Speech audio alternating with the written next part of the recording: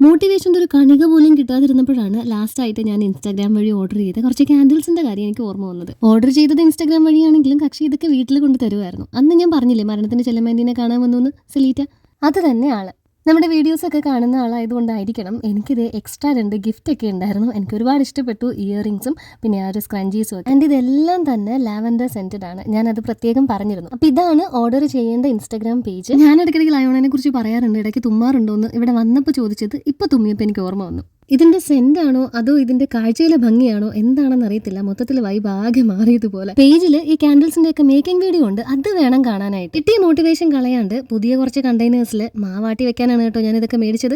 മാവ് പൊട്ടിച്ചൊഴിക്കുന്നതിന് മുമ്പാണ് ഞാൻ ആലോചിച്ചത് ഇതിലോട്ട് ഒഴിച്ചു കഴിഞ്ഞാൽ അപ്പമാവ് ഇഡ്ലിമാവും ഒക്കെ ഞാൻ എങ്ങനെ തിരിച്ചറിയും. അപ്പോഴാണ് ഞാൻ എന്റെ പതിവ് ആയുധം എടുത്തത്. ഈ ഒരു സ്റ്റിക്കറിന്റെ കൂടെ ഈ ഒരു വൈറ്റ് പെൻസിൽ നമുക്ക് കിട്ടുന്നതാണ്. തുണി വെച്ച് തുടച്ചാലും നമുക്ക് റബ്ബ് ചെയ്ത് വീണ്ടും എഴുതാൻ പറ്റും. കുക്കു സുസു വെക്കാൻ പോയിട്ട് ഓടിപ്പോയതാണ് നിങ്ങൾ ഇപ്പോൾ കണ്ടത്. അങ്ങനെ ഞാൻ അപ്പമാവ്, ദോശമാവ്, ഇഡ്ലിമാവ് 2 എണ്ണത്തിൽ അപ്പമാവ് എന്ന് എഴുതി 2 ദിവസത്തേക്ക് എടുക്കാൻ കാണും. ദോശമാവും ഇഡ്ലിമാവും സെപ്പറേറ്റ് ആയിട്ട് ചെയ്തത് ദോശയ്ക്കുള്ള മാവിൽ മാത്രം ഇത്തിരി കവർ കഴുകിയ വെള്ളം ഒഴിക്കാനാണ്. ഇതിലേക്ക് കുറച്ച് കട്ടിയാവാമല്ലോ. ഈ ഒരു റബ്ബർ വാഷർ ഉള്ളതുകൊണ്ട് തന്നെ മാവ് പൊങ്ങി അങ്ങനെ പുറത്തോട്ട് പോകത്തില്ല. 2 സൈഡിലായിട്ട് ലോക്കും ഉണ്ട്. കറക്റ്റായിട്ട് ആ ഒരു ലിഡ് പ്ലേസ് ചെയ്താലേ ലോക്ക് വീഴത്തുള്ളൂ. 2 പർട്ടിക്കുലർ സൈഡിലായിട്ടാണ് ലോക്ക് വരുന്നത്. അങ്ങനെ വൈകിട്ട് പ്ലാൻ ചെയ്ത് വെച്ചതിൽ ആദ്യത്തെ പണി കഴിഞ്ഞു. ഇപ്പം ഇത്തിരി സ്പീഡ് എന്താണെന്ന് വെച്ചാൽ ഇന്ന് റോബിനലിന്റെ ബർത്ത്ഡേ ആണ്. അവിടെ പോയി നമുക്ക് കേക്കൊക്കെ മുറിക്കണം. അപ്പോൾ കുറച്ച് നേരത്തെ പണിയൊക്കെ തീർത്തിട്ട് വേണം അങ്ങോട്ട് പോകാൻ. നാളെ വർക്കിംഗ് ഡേ ആയതുകൊണ്ട് വന്ന് കിടന്ന് ഉറങ്ങണമല്ലോ. ഇഡ്ലി മാവ് എടുത്ത് പുറത്ത് വെച്ചു. റൈസ് കുക്കറിൽ വെക്കാനായിട്ടുള്ള അരി കഴുകി കലത്തിൽ അങ്ങോട്ടേക്ക് വെച്ചിട്ടുണ്ട്. ഇച്ചിരി നേരം കൊണ്ട് അതങ്ങ് തിളയ്ക്കും. ഇത് തിളയ്ക്കുന്ന സമയം കൊണ്ട് നമുക്ക് നാളെ സാമ്പാറിനുള്ള കുറച്ച് പച്ചക്കറികളും കൂടെ കട്ട് ചെയ്തെടുക്കണം. ചിക്കൻ മാരിനേറ്റ് ചെയ്തത് ഫ്രിഡ്ജിൽ ഇരിപ്പുള്ളതുകൊണ്ട് തന്നെ നാളത്തെ എൻ്റെ പ്ലാൻ ഇഡ്ലി സാമ്പാർ ബ്രേക്ക്ഫാസ്റ്റിനും ഉച്ചയ്ക്ക് ചോറും സാമ്പാറും ചിക്കൻ വറുത്തതും ലഞ്ചിനുമാണ്. പല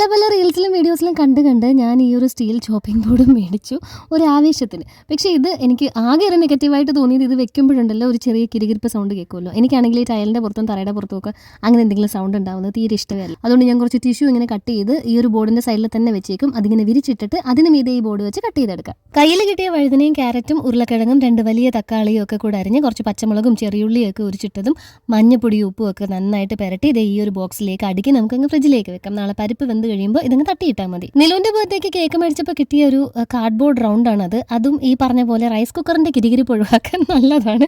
തിളച്ച അരി ഞാൻ എടുത്ത് റൈസ് കുക്കറിലേക്ക് വെച്ചു. എന്നിട്ട് ക്ഷീണം മുഴുവൻ അവിടെ പോയി വെള്ളം കുടിച്ച് തീർത്തു മടമടാന്ന്. ചിന്നു ചേച്ചി പ്രഗ്നന്റ് ആയതുകൊണ്ട് തന്നെ ഈ വീട്ടിൽ കുത്തിപ്പറിക്കാനായിട്ട് എപ്പോഴും ഇഷ്ടംപോലെ സാധനങ്ങൾ കാണും. കുറേ നേരം ഇരുന്ന് സ്നാക്സ് ഒക്കെ കഴിച്ച് അനു ചേച്ചിനെ വീഡിയോ കോളും ചെയ്ത് ഫാമിലി ഗ്രൂപ്പിൽ വീഡിയോ കോൾ ഓൺ ചെയ്ത് വെച്ചിട്ടാണ് ഞങ്ങൾ അളിയൻ്റെ ബർത്ത്ഡേ കേക്ക് കട്ട് ചെയ്തത്.